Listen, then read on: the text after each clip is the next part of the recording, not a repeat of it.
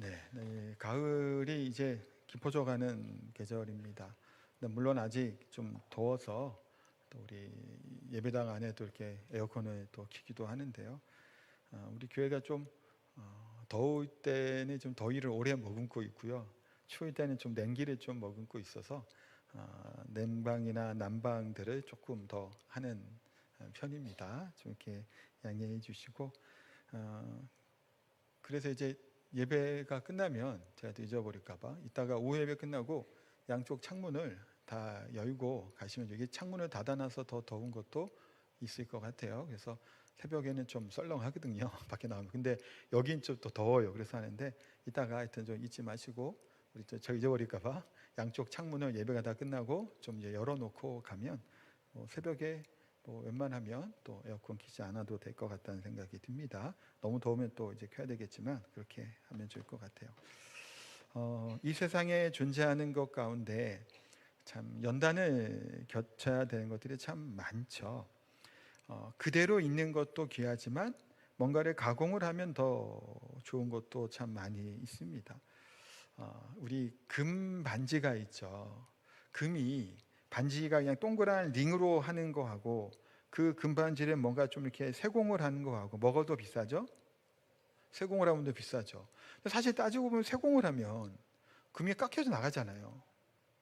분명히 나갈 거예요. 그대로 무게를 더해갖고 깎는 거 감안해갖고 뭐 새 돈 이렇게는 안 줄 거 아니에요. 거기서 그 금 덩어리를 세공하면 떨어져 나간단 말이에요. 그러면 금의 양은 떨어짐에도 불구하고 반지의 가치는 조금 더 올라가는 경우들이 있죠. 근데 물론 금은 별로 차이가 안 나는 것 같아요. 그 자체만으로의 이제 가치가 있으니까요. 금 같은 경우는.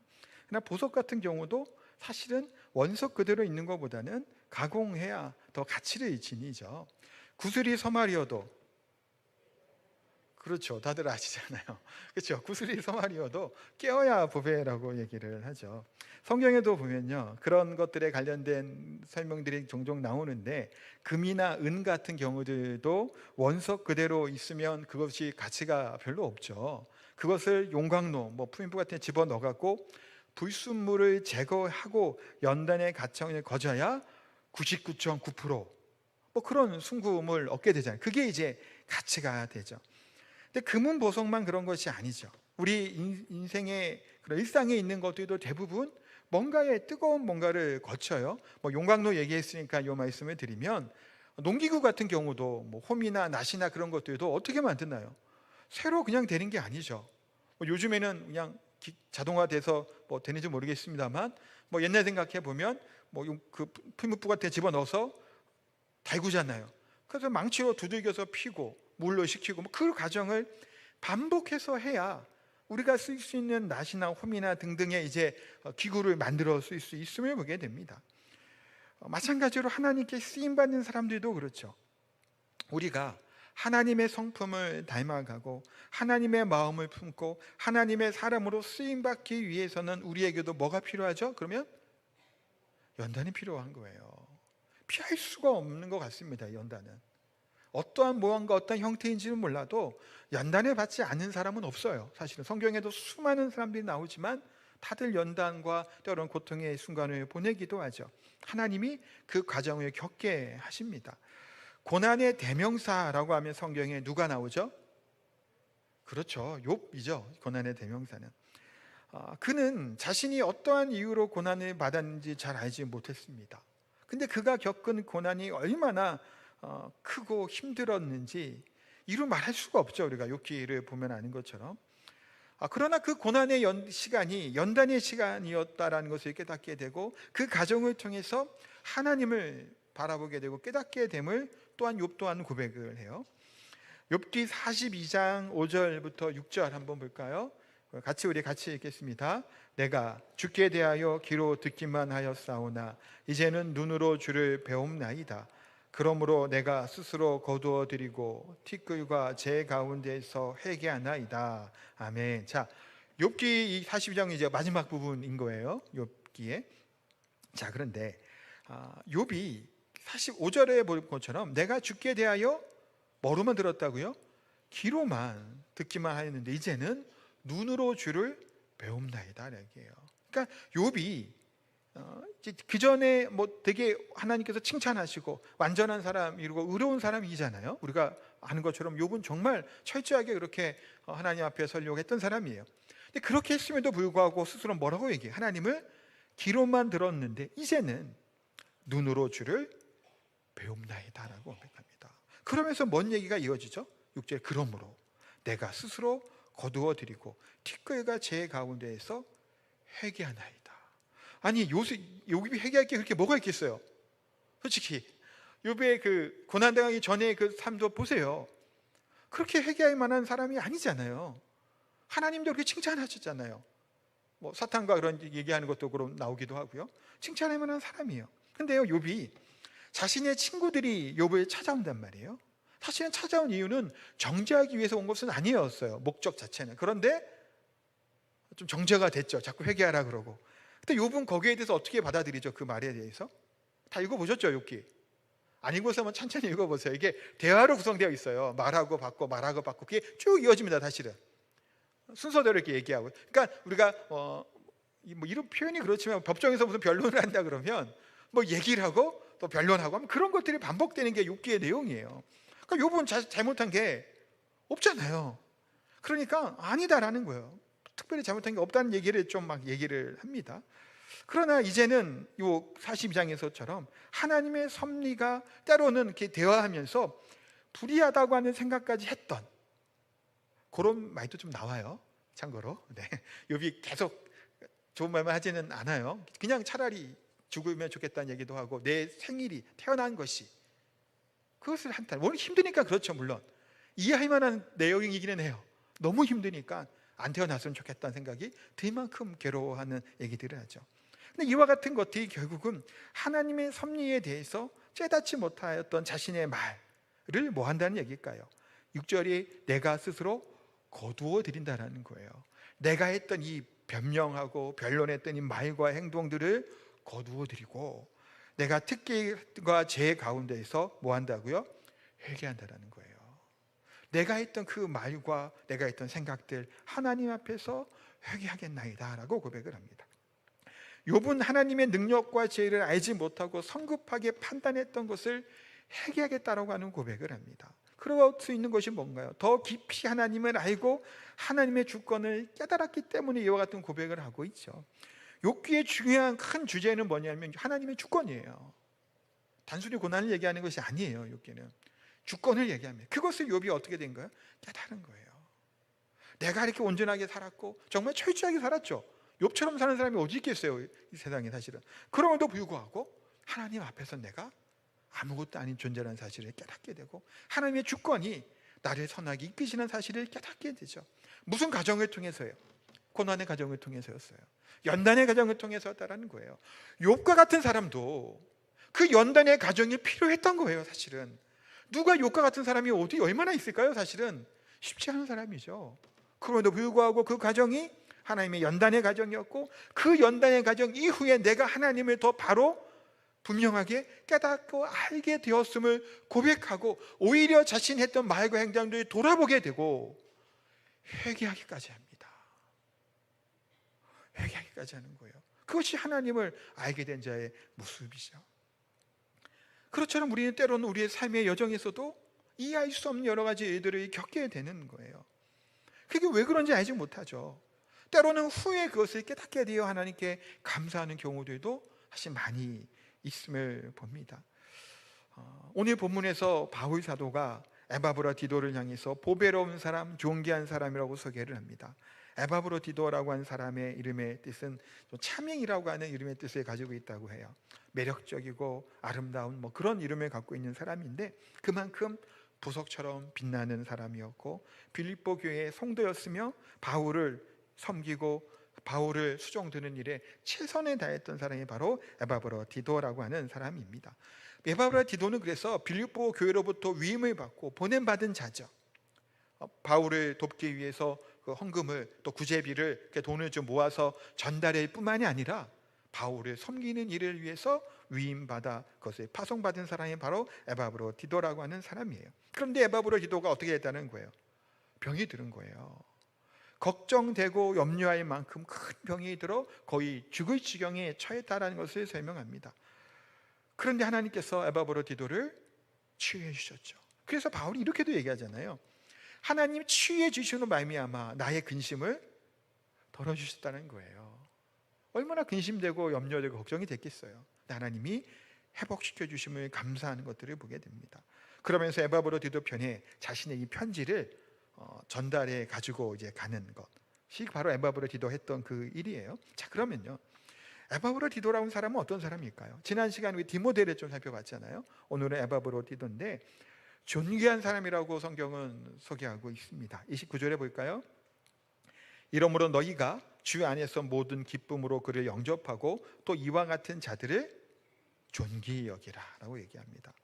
주 안에서 모든 기쁨으로 영접할 뿐만이 아니라 존귀하게 여기라는 거예요. 누구를요? 에바브로디도를 그렇게 여기라는 겁니다. 어떤 이제 학자들은 존귀히 여긴다라고 하는 의미를 하나님처럼 임금이나 왕처럼 높이라라고 하는 의미로도 사용되는 단어를 쓴다고 설명을 해요. 그만큼 에바브로디도가 했던 섬김과 충성됨이 그렇게 존귀하게 여길 만큼 칭찬할 만큼 그와 같은 이였다라는 것을 분명히 말씀하고 있습니다. 그래서 바울은 에바브로디도를 뭐라고 평가하는 거예요? 존귀한 자다라고 평가해요. 우리가 인생을 살아가다 보면 아니면 삶이 마치든 아니면 우리가 있는 일터를 떠나든 옮기든 뭐 어떠한 모양이든지 간에 뭐를 받게 되죠? 평가를 받게 됩니다. 사람이 뭔가 만남과 만남이 있잖아요. 만남과 헤어짐이 있으면 그 헤어짐 가운데 이 사람에 대한 평을 때로는 하죠. 누군가 우리 가족 중에서도 누군가가 이 땅을 떠나 하나님의 품에 갔을 때도 이 사람은 어떠했다라고 하는 평가를 하기도 합니다. 제가 이제 그 작년이었죠. 아마 저희 할머니가 소천하셨잖아요. 그래서 이제 가서 장례를 이렇게 참석을 하고 있는데 그 교회 같은 경우는 장례식장에서 그 교회로 이렇게 오더라고요. 운구에서 와서 교회에서 예배를 드리더라고요. 드리는데 전날 순서 중에 하나가 보통 고인을 좀 추모하는 좀 시라는 게 보통 이렇게 그 교회는 항상 이렇게 낭독 같은 걸 했었나 봐요. 고인을 생각하는 이 시를 좀 항상 해왔다는 얘기를 해서 우리 할머니를 생각하는 시를 이제 좀 하나 있으면 그 얘기인 거예요. 그래서 저는 좀 그냥 좀 별로인 거예요. 그런 게. 그러니까 이렇게 얘기하면 좀 그래 보일 수 있는데 시라고 하고 생각을 하니까 시라는 말이 들으니까 좀 추앙하고 뭔가 높이는 거잖아요. 물론 할머니를 높이긴 좋지만 그 예식 가운데 하나님께 예식하는 가운데 하나님의 그게 전 좀 불편했던 거예요. 그래서 뭐 그런 좀 생각을 하다가 할까 말까 하다가 이 생각으로 좀 내용 시라고 하는 표현이 아니라 조금 뭐로 했냐면 저는요, 그 할머니의 추억하면서 할머니가 했던 그런 말과 그것들 본받을 것들 있죠. 본받을 것들 그런 것들을 좀 이렇게 글을 좀 작성해서 그 장례할 때 됐던 기억이 납니다. 제가 이제 할머니에 대한 기억을 하며 이렇게 같이 성도들과 유족들 우리 가족들과 함께 이렇게 했던 내용이 뭐였냐면 우리 할머니 같은 경우는 저랑 자주 못 뵀어요. 제주도 내려온 다음에는. 왜냐면 가기가 쉽지 않아 갖고요. 그러면 전화 통화하고 할 때마다 할머니가 저한테 했던 말이 있어요. 항상 끝날 때 전화 끝난 때쯤 되면 신앙생활 열심히 해라 한 얘기를 항상 했었습니다. 속으로 이런 생각을 했죠. 아니 목사한테 무슨 신앙생활 열심히 하라는 얘기 자꾸 하고 있나라는 생각을 솔직히 했었는데 그래도 생각해 보니까 목사가 더 신앙생활을 잘해야 되겠죠. 목사가 더 하나님을 잘 믿어야 되잖아요. 그런 생각이 들면서 신앙생활 잘해야 되겠다 생각을 했던 기억이 나요. 그래서 그런 내용을 그 장례할 때 제가 이제 글을 좀 이렇게 써갖고 할머니가 저한테 했던 말과 또 교훈들 또 마지막 소천하시기 전에 잠깐 깨어났다가 또 마지막 그 손주들하고 자녀들에게 또 기도해주고 또 이렇게 신앙생활 잘한 또 똑같은 겉면이죠. 그 겉면하고 이렇게 가셨던 내용들을 제가 이제 글로 조금 해갖고 뭐 그런 내용으로 좀 했던 기억이 납니다. 그러니까 누군가가 떠난 자리에는 뭐가 남게 되는 거예요. 이 사람이 어떤 사람인가라고 하는 것이 남게 되죠. 여기 계신 분들 또한 마찬가지죠. 우리가 있는 소천하고 죽어서만이 아니라 만남과 헤어진 가운데 우리는 뭐를 받게 되는 거예요. 저 사람은 저런 사람이구나. 지금도 현재 진행이기도 하죠. 여러분들이 저를 향해서 바라보는 시각이 있을 거 아니에요. 그렇죠? 저를 어떤 사람으로, 어떠한 목회자로 보고 있겠죠. 평가를 하겠고, 바뀌기도 하겠고, 뭐 그대로 가기도 하겠지만 그렇게 된단 말이에요. 그러니까 우리가 하나님 앞에서 사람들의 평가도 중요하지만 물론 하나님 앞에 내가 어떠한 사람으로 살아가고 있는가, 우리들의 모습이 돌아볼 때 사람의 눈으로 보여주는 모습과 하나님의 나를 바라보는 모습이 어떨까요? 동일한가요? 다른가요? 참 한결같이 동일하면 참 감사하고 좋은 일이겠지만 때로는 많은 사람들이 다른 경우도 참 많죠. 그냥 이렇게 보여지는 모습과 하나님이 나를 바라보실 때 나를 어떻게 보실까? 라고 하는, 그래서 어떤 삶을 살아가라고 계속 얘기하는 거죠? 하나님 앞에서의 삶, 코람데오의 삶을 얘기하는 겁니다. 쉽지 않은 일이죠, 사실은. 하나님 앞에서 하나님이 나를 어떻게 바라보고 계시고 어떻게 내가 살아가게 될 것인가라고 하는 순간순간마다 고민이 되고 때로는 염려까지는 아니지만 좀 때로는 괴로울 때도 있죠. 이러면 안 될 때라는 생각이 때로는 들기도 합니다. 쉽지 않은 일이죠. 그런데 바울은 에바브로디도를 어떻게 얘기하죠? 존귀한 자다라는 거예요. 사실은 바울이라고 하는 사람은요, 몸이 강건하고 건강한 사람이 되지 못했던 걸로 보여요. 여러 가지 기록들에 의하면 좀 병도 많이 걸렸고 또 매도 많이 맞았잖아요. 사람이 골병이 되면요 늙어서는 더 힘들죠. 사실은 사서 고생은 젊어서도 한다 그러는데 요즘에는 사서 고생하면 골병된다는 얘기를 하잖아요. 그만큼 하여튼 바울은 많은 그런 어려움을 겪었던 사람이에요. 또 고질병도 있었던 사람이죠. 그래서 성경에 보면 누가라고 하는 사람이 나옵니다. 누가 아세요? 누가복음의 누가, 사도행전도 기록한 누가라는 사람이에요. 이 누가는 바울이 전도여행 다니면서 항상 같이 동행했던 사람 중에 하나예요. 누가는 직업이 뭐였죠? 의사였죠. 바울을 옆에서 항상 돌봐주고 병 아픈 것들을 치료해주고 했던 사람이 바로 누가라고 하는 사람이었습니다. 그만큼 쉽지 않은 그런 건강 상태를 가지고 있었어요. 그런데 지금 이렇게 로마에 좀 나이 든 이 상황에서 갇혀서 이와 같은 일을 겪고 있는 바울의 형편과 상태가 어떻겠냐라는 거예요. 힘들고 고단하고 지쳤겠죠. 그냥 그래도 사랑하는 성도들이 있고 내 사명이 있으니 그것으로 살아가게 됐을 텐데, 그럼에도 불구하고 이와 같은 어려운 상황 가운데 누가 자신을 돕기 위해 파송받아 온 거예요? 에바브라디도예요. 그가 함께함으로 말미암아 바울에게 그가 어떤 존재일까요? 그의 헌신과 그의 섬김이 바울에게는 얼마나 큰 위로와 힘이 되었는가라는 생각을 해보면 우리가 미루 짐작할 수 있겠죠. 그런 노사도의 그런 형편과 상황을 알뜰살뜰하게 돌아보면서 그렇게 돌봐주었던 에바브로디도, 그를 존귀하게 여기는 것은 다름이 아니라는 거예요. 이와 같았기 때문이에요. 그래서 이 에바브로디도는 죽기까지 충성한 사람이었다라고 말씀하고 있습니다. 자기의 몸을 사리지 않았죠. 그래서 기쁨으로 저희 영접하고 이와 같은 자를 존귀히 여기라고 말씀합니다. 3절에 잠깐 볼까요? 3절 보면 그가 그리스도의 일을 위하여 죽기에 이르러도 자기 목숨을 돌보지 아니한 것은 나를 섬기는 너희의 일에 부족함을 채우려 함이니라 라고 말씀해요. 자, 에바브로디도가 목숨을 돌보지 않았다라는 거예요. 누구를 위해서요? 누구를 위해서 이렇게 돌보지 않았을까요? 주를 위해, 그리스도를 위해서겠지만 현실적으로 누구에게 이렇게 섬긴 거예요? 바울이에요. 바울이 극진히 섬긴 거예요, 사실은. 근데 그 일이 결국은 누구를 위한 일이에요? 빌립보 교회를 위한 일이었다고 얘기하고 있죠. 교회의 부족함을 돕는 일. 왜? 교회에서 파송받은 거잖아요. 교회에서 바울을 그렇게 섬기기를 원해서 보냈잖아요. 그 보냄 받은 자의 모습으로 죽기까지 했다는 거예요. 결국은 그 일은 누구의 뜻과 누구의 기쁘심을 위한 거예요. 결국에는 하나님의 영광과 뜻을 위한 일이었죠. 그러니 그 바울이 에바브로디도를 얘기하면서 그렇게 칭찬을 하고 존귀한 자 여김이 마땅하다라는 겁니다. 사명의 사람이었어요. 에바브로디도는 표대를 향해 달려간 사람이었죠. 등산가들이 때로는 뭐 위험한 산 막 등산하는 사람들 있잖아요. 왜 그럴까 생각이 들지만 나름 거기에 대한 목표와 그것을 가지고 그들은 하죠. 사명의 사람은요, 목숨을 걸고 하고 끝까지 멈추지 않는 사람이 사명의 사람이겠죠. 죽음을 불사하는 자들은 뭐가 있나요? 용기가 있고 담대함이 있고 이 세상의 거친 파도가 몰려온다고 했잖아요. 그것을 헤치며 나가서 힘과 능력이 바로 사명의 사람에게 있다라는 겁니다. 그러니까 에바브로디도는 이 죽음의 위기에서 자신을 돌보지 않았던 거예요. 끝까지 충성했다라는 겁니다. 죽을 위기에 처했는데, 죽을 만큼 아프고 힘들었는데 멈추지 않은 거예요. 그 하는 일들에 대해서 끝까지 충성했죠. 온전한 순종을 이루었다라는 거예요. 누가 이와 같이 또한 순종하며 충성하나요? 예수님께서도, 우리가 빌립보서 2장에 보면 나오잖아요. 죽기까지 복종하셨으니 십자가에 죽으심이라.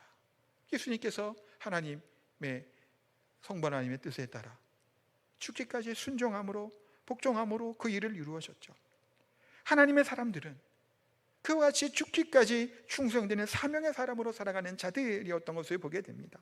그 이와 같은 하나님의 사람들로 말미암아 로마가 어떻게 된 거예요? 뒤집어진 거죠.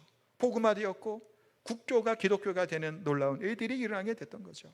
생명을 아끼지 아니하는 사명의 사람들이었기 때문이에요. 오늘날을 살아간 우리 그리스도인들 또한 그리스도인으로 살아가죠.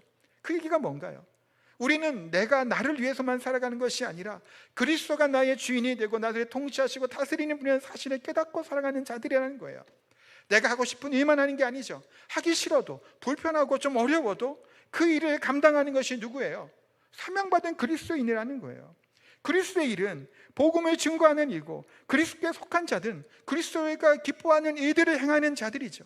그래서 디모데 또한 마찬가지고, 지난주에 본 것처럼 에바브라 또한 마찬가지였던 거예요. 하나의 뜻에 합한 자로 살아갔고 끝까지 충성되어서 죽기까지 충성함으로 그 일을 섬겼던 분이 바로 믿음의 사람들이었던 겁니다. 그런 에바브레도 같은 사람들, 믿음의 사람들은요 꼭 필요한 사람이기도 한 거예요. 25절을 한번 보면, 그러나 에바브로 디도를 너에게 보내는 것이 필요한 줄로 생각하노니, 다시 보내는 것이 꼭 필요하다라는 거예요. 그리고 이유가 그는 나의 형제고 함께 수고하고 함께 군사된 자고 너희 사도로 내가 쓸 것을 돕는 자라는 거예요. 에바브로 디도는 어떤 사람이에요? 정말 필요한 사람이었고 동역자 중에 동역자죠. 추천해 줄 만한 사람인 거예요. 물론 에바브로 디도는 빌립보에서 왔기 때문에 누구보다도 빌립보 성도들이 잘 알겠죠. 그럼에도 불구하고 바울은 이 에바브로 디도를 이렇게 여러 번에 걸쳐서 칭찬을 합니다. 추천할 만한 사람이에요. 저도 때로는 추천서를 뗄 때가 있어요. 자녀들이 이제 학교 중에서 이제 신학대학교 같은 경우는요, 신학과가 아니고 목회학과 이런 과가 아니어도 일반 학과도 보통 담임 목사 추천서 같은 것을 내라고 하는 경우들이 있어요. 그래서 예전에 추천서를 한번 써준 적이 있는데, 제가 그 학생을 몰라요. 모르는 애였어요. 얼굴도 잘 못 봤고요. 그런데 이제 부모님이 써달라고 하니까 제가 이제 써줬죠. 또 어떻게 써줬을까요? 좋게 써줬는데 그냥 좋은 게 그냥 뭔가요? 추상적이고 그냥 그런 얘기들을 주로 썼죠. 써서 추천서를 했던 기억이 나요. 부모를 보고 이제 추천해 준 거니까요. 사실은 이렇게 추천해 준 적이 있는데, 또 어떤 경우는요, 어디 가서 공부를 하거나, 그러니까 신학교나 뭐 그런 적이 아니어도 그런 무슨 공부하는 단체 같은 경우는 보통들 성경 공부나 이렇게 배우는 단체들도 담임 목사 추천서가 필요해요. 우리가 하는 어성경 같은 경우 강사되고 하려다 뭐 그런 것도 한 것처럼 그렇게 필요할 때가 있단 말이에요. 그래서 저도 예전에, 그래서 작년이었던가요, 우리 사역했던 우리 김정환 전사님이 사역할 때 마치기 전에 또 대학원 무슨 가정이 한다 그래서 추천서를 한 장 써달라 그래서 제가 이제 추천서를 이제 써준 적이 있어요. 추천서 내용이 어땠을까요? 대충 썼을까요? 대충 아니죠. 왜냐면 잘 아니까 어떤 분인지에 대해서 장문에 추천을 했던 기억이 납니다. 되게 좋았던 것들 쓰고 이러이러한 분이다라고 하면서 이게 추천했던 게, 그분에 대해서 두 번이나 추천 썼네. 그러고 봤더니 파이디온 강사 뭐 때문에 될 때 그거 할 때 또 한 번 썼고, 대학원 갈 때 한 번 또 써줬던 기억이 나는데, 이런 추천을 하고 알면 추천 이렇게 하죠. 자세하게 쓸 수 있어요. 제가 여기 있는 분들에 대한 추천서를 쓴다 그러면 공정원 선생님이 있으니까, 공정원 선생님 뭐 공부하고 배우겠다 그래서 어디 배운다 그래서 추천 써달라고 하면 저는 선생님도 잘 아니까 이러이러한 얘기들을 좀 자세히 써줄 수 있겠죠. 칭찬의 말도 다 있겠고요. 바울은 지금 그렇게 에바브로 디도를 향해서 뭐 하는 거예요? 이런 추천하고 또 평가란 표현이 그렇습니다만, 이런 사람이라고 하는 얘기를 이렇게 길고 자세하게 쓰고 있으면 보여요. 뭐라고 얘기하죠? 에바브로 디도는 나의 형제라는 거예요. 사실 빌립보서에 참 많이 나오는 표현이고 바울 서신에도 많이 나오는데, 그만큼 에바브로 디도가 나와 어떤 관계라는 거예요? 영적으로 친밀한 관계고 그리스도 안에서 한 형제됨을 이루는 관계다라는 것을 설명하게 되죠. 그리고 에바브로 디도를 향해서 함께 수고하고 함께 군사된 자로 표현합니다. 여기 함께 수고하고라고 하는 헬라어가 시네르곤이라고 하는 단어인데요, 이 단어가 동역자라고 하는 단어예요. 그래서 오늘 설교 제목 동역자로 해놓은 게 그런 의미도 있습니다. 함께 수고하였다, 동역자였다라는 거예요. 뭐 하는 일을 함께 수고했을까요? 빌립보 교회를 세워가는 일에도 에바브레도 함께 했을 것이고, 로마에서 갇혀있는 이 가운데서도 함께 복음 전하는 일을 함께 했다라는 거예요. 물론 바울이 막 어디 가서 전하지는 못했죠, 로마에서는. 그러나 자신의 필요를 돕고 이 사역을 하고 있는 바울이 섬겼던 그 일의 결국에는 다 뭐 하는 거예요? 복음 전도 사역에 함께 하였던 것을 분명하게 기록하고 있습니다. 우리 평안교회 성도들 또한 마찬가지로 현실 앞에 다시, 그러니까 힘을 얻고 세상 가운데 세상을 두려워하지 않는 사람으로 살게 되기를 소망해요. 지금 에바브로 디도나 디모데나 바울 같은 사람들이 이 초대교회 당시에 이렇게 복음을 위해 살아갔죠. 생명을 아끼지 않았죠. 그러니까 세상이 그들을 감당하지 못하는 거예요. 오히려 세상이 그들 앞에 무릎을 꿇고 굴복했죠. 로마가 다 복음화되고 유럽 전역이 기독교화됐던 것들 다 그와 같은 일이죠. 세상이 감당하지 못할 사람들, 그와 같이 사명의 사람들, 하나님의 동역자로 사용된 그 사람들이 그와 같이 서게 된 줄 압니다. 또한 함께 군사된 자라고 얘기를 해요. 하나님 나라를 위한 선교 사역은 결국은 뭘까요? 영적 전쟁이죠. 에베소서 6장 10절 이하에 보면 10절부터 12절 보면 12절만 볼까요? 시간이 없으니까. 우리의 씨름은 혈과 육을 상대하는 것이 아니요 통치자들과 권세들과 이 어둠의 세상 주관자들과 하늘에 있는 악의 영들을 상대함이라 라고 말씀합니다. 그러니까 우리들의 전쟁은 영적인 전쟁을 하고 살아간다는 겁니다. 우리는 어떤 존재로 부름받았다고요? 하나님의 군사로 부름받았다는 거예요. 그래서 디모데후서 2장 3절은요, 믿음의 아들 디모데를 향해서 이렇게 얘기하는 거예요. 너는 그리스도 예수의 좋은 병사로 나와 함께 고난을 받아라. 이렇게 디모데에게 권합니다. 뭐라는 거예요? 신분이 군사라는 거예요. 군인이라는 겁니다. 구약 성경의 민수기를 보면요, 하나님께서 모세로 하여금 백성들의 수를 계수하라고, 숫자를 세라고 이제 말씀하세요. 왜 세죠? 민수기의 숫자를 군사로 전쟁에 나갈 만한 자를 숫자를 센 거예요. 그래서 60만 명이 거기서 나오는 거죠. 그러니까 하나님께서 하나님의 군사를 세워 나가셨다는 거예요. 그래서 실제로 우리는 하나님 나라를 위해 싸우는 군사라는 거예요. 이것이 본질적으로 그리스도의 군사로 부름받은, 착취받은 자들이라는 사실이에요. 저만요? 아니요. 우리 여기 장로님만이 아니고요, 우리 모두가 다 그리스도의 군대로 부름받은 자들이에요. 그런데 하나의 차이가 있어요. 뭐냐면 그 사실을 아는 분들은 그리스도의 군사된 본분을 충실하게 감당하며 살아가는 사람이고요, 또 한 부류의 사람들은 자기가 역할이 뭔지도 모르고 내가 군인으로 부름받았다는 사실도 모르면서 그냥 살아가는 사람들이 있다는 거예요. 우리는 어떻게 살아가고 있나요? 하나님의 부름받은 자들이죠. 영적인 싸움을 감당하는 자들이에요. 상황과 형편과 상황이 어떻게 변할지라도 물러서지 아니하고 끝까지 영적인 전투를 이어갈 사람이 바로 우리들 하나님의 사람들이라는 거예요. 그런데 처칠리스라고 하는 이제 미국 사람들의 대상으로 했던 책에 이제 우리나라에 발간된 게 있는데, 한 2만 명 되는 사람에게 조사를 했답니다. 미국에서. 오래전 일이긴 한데요, 거기서 25% 정도 되는 사람들이 교회에 안 나간다라는 거예요. 내가 그리스도인이라고 얘기하는데 교회는 안 나가겠다는 사람이 그렇게 많고 지금도 증가한다고 해요. 미국에서만이 아니에요. 한국 기독교 목회자 협의회에서는 좀 오래된 기록은 13년도에 발표했는데요, 가난한 교인이라고 우리는 보통 썼죠. 그런데 안 나가는 교인이라는 거예요. 10% 정도가 됐다고 해요. 전체 이제 교인들이라고 하는 중에. 옛날에는 우리 그리스도인들이 뭐 1,000만 명 됐다 그랬잖아요. 그러면 10%면 뭐 100만 명 갖게 됐다고 하는데, 어쨌든 그런데 그 이후에 계속 조사를 합니다. 2017년도에 23.3%로 늘어나요. 10%였다가 그러다가 23년도, 뭐 불과 2년 전이죠, 29.3%까지 올라갔다고 해요. 한 30% 정도 되는 사람들이 교회에 안 나간다는 거예요. 근데 나는 그리스도인이래요. 왜 그럴까요? 왜 이런 일이 일어나게 될까요? 물론 그들이 안 나오는 것만이 문제라고 얘기할 수는 없겠죠. 교회 안에서나 여러 가지 원인과 문제가 분명히 있었을 겁니다. 그렇지만 나오지 않고 신앙생활을 한다는 거, 잘했다고 얘기할 수만은 또한 없겠죠. 교회가 모든 교회가 완벽할 수 있나요? 없어요. 저 또한 많이 부족한 사람이고요. 우리 교회 중직자도 마찬가지겠고 성도들 서로 다 마찬가지인 거예요. 부족한 사람들이 이렇게 모여서 함께 모여 있는 거죠. 크고 작은 일들이 분명히 있다는 말이에요. 문제 없는 교회를 아무리 찾으려고 해도 찾을 수가 없죠. 우리 교회는 이래서 문제 저래서 문제 얘기할 수 있어요. 그럼 다른 교회 가면 문제가 없을까요? 똑같단 말이에요. 없을 수가 없단 말이에요. 그렇다면 우리가 성숙한 그리스도의 신앙으로 살아가기 위해서는 때로는 교회에 대해서, 그 부족함에 대해서 실망할 수 있어요. 너무 약해 보일 수 있단 말이에요. 그래서 때로는 그런 마음이 들 수 있겠죠. 그렇지만 에바브로 디도처럼 우리는 문제를 외면하고 떠나는 것이 아니라 그 안에서 그리스도의 군사로 문제를 해결하고 교회를 세우는 역할을 우리가 감당해야 될 줄 압니다. 그것이 하나님께 부름받은 그리스도인 군사로서의 부름받은 하나님의 사람이라는 거예요.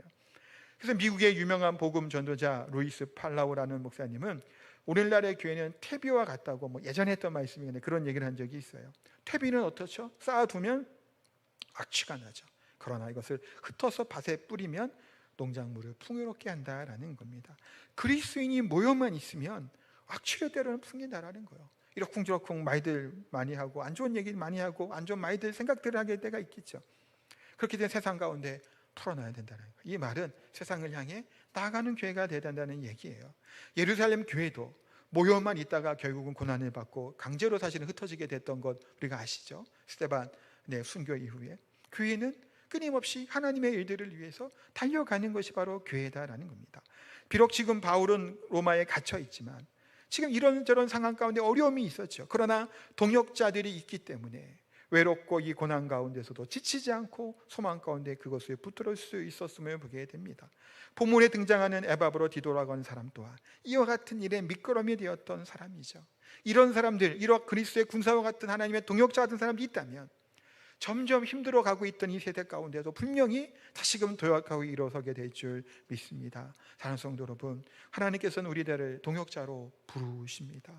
하나님께서 하나님 일을 행하실 때 우리에게 같이 함께 하기를 원하시죠.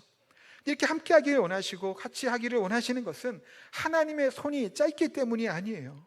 하나님이 무엇을 기뻐하냐 하면 우리와 함께 하시기를 기뻐하시는 거예요. 하나님의 일들을 하나님의 주권을 알아서 하시는 것보다는 우리와 동역하고 함께 하시길 하나님이 기뻐하신단 말이에요. 그런 하나님께서 우리를 부르셨어요. 하나님의 도우심을 위해 살아가기도 하시고 에바브로 디도와 같이 우리 또한 고난을 기쁘게 여기고 죽기까지 충성하며 하나님이 동역하는, 하나님이 필요한 사람이 되기를 소망합니다. 이 시간 그와 같은 마음으로 하나님의 꼭 필요한 사람, 하나님의 동역자, 또 뿐만이 아니라 우리 교회 안에서 교회에 서로가 동역자가 되고 함께 하나님의 일들을 이루어갈 수 있는 그런 하나님의 귀한 사람들이 다 되시기를 예수님의 이름으로 축복하고 기도합니다. 아멘. 우리 찬양하겠습니다.